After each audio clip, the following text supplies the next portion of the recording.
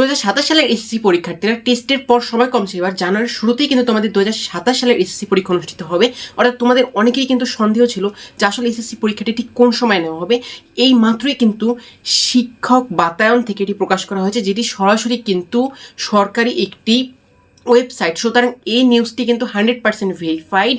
এর আগে তোমাদেরকে আমি কয়েকটি ভিডিও আগেই তোমাদেরকে একটি ভিডিও আপলোড করেছিলাম, সেখানে তোমাদের আমি সম্ভাব্য টেস্টের তারিখ কিন্তু বলেছিলাম। অ্যান্ড সেই ভিডিওটাতে যে টেস্টের তারিখ বলেছিলাম সেটাই কিন্তু এবছর টেস্টের মূল তারিখ হতে যাচ্ছে।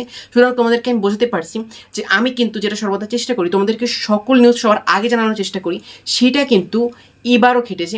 সুতরাং আমাদের চ্যানেলটা এখনই সাবস্ক্রাইব করে রাখো, নতুন সকল আপডেট সবার আগে তোমাদেরকে দেওয়ার চেষ্টা থাকবে। তো দেখো, সরকারি নোটিশ অনুযায়ী তোমাদের কিন্তু অর্ধবার্ষিক বা প্রাক নির্বাচনী পরীক্ষা যেটাই বলো না কেন, সেটি কিন্তু 28 জুন থেকে 13 জুলাইয়ের মধ্যে সম্পন্ন হওয়ার কথা ছিল। অ্যান্ড এখানে কিছু মিসডিলে হয়েছিল, তার কারণ হলো একটি সরকারি প্রোগ্রাম ছিল, এই জন্য 3 দিনের মিসডিলে হয়েছিল, সেটাও তোমাদের আমি ভিডিও করে জানিয়েছিলাম।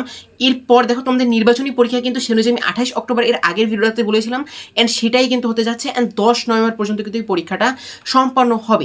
এখন দেখো, কিছু স্কুল কিন্তু এখানে মিসডিলে করবে, অর্থাৎ তারা কিন্তু এই 28 নভেম্বরের আগে 28 অক্টোবরের আগে কিন্তু তারা তাদের এই টেস্ট পরীক্ষা আরম্ভ করে দিবে। দেশের নাম করা স্কুলগুলো এটা করবে, তার কারণ হলো তারা কমপক্ষে হলো 2 মাস টাইম দিতে চায় যে এসএসসি পরীক্ষা শুরু হওয়ার আগে। কিন্তু বেশিরভাগ সরকারি স্কুল সহ বেশিরভাগ স্কুলই 28 অক্টোবর থেকে শুরু করবে আমি বলতে পারি। তার কারণ হলো এই সকল স্কুলরা অত বেশি কেয়ার করে না শিক্ষার্থীদের ক্ষেত্রে, তারা শুধুমাত্র কেয়ার করে যে সরকারি নিয়মে কি বলা হয়েছে।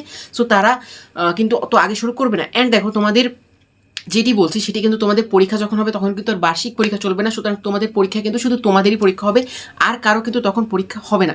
অ্যান্ড তার থেকে বড় বিষয় সেটা হলো তোমাদের পরীক্ষা যদি এই 10 নভেম্বরে হয়, তুমি একটু খেয়াল করে দেখো, এরপর 10 ডিসেম্বর 10 জানুয়ারিও কিন্তু তুমি পাচ্ছ না, অর্থাৎ 2 মাসও কিন্তু তোমার নাই মূল যে এসএসসি পরীক্ষা তার আগে।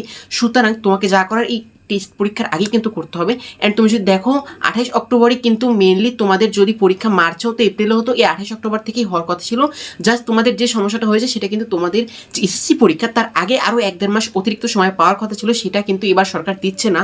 কিন্তু এখানে তোমাদের জন্য অনেক বড় কিন্তু একটা কষ্টের বিষয়। আসলে কী কারণে এই শিক্ষামন্ত্রী এই কাজটি করছে তার কোনো আমার কাছে কারণ নেই, বাট এক্স্যাক্টলি যদি আমরা দেখি এবছর কিন্তু যে কোনো এসএসসি পরীক্ষায় কিন্তু 2 মাসের মধ্যে ফলাফল ঘোষণা করতে হয়, এটি কিন্তু একটি সরকারি নিয়ম।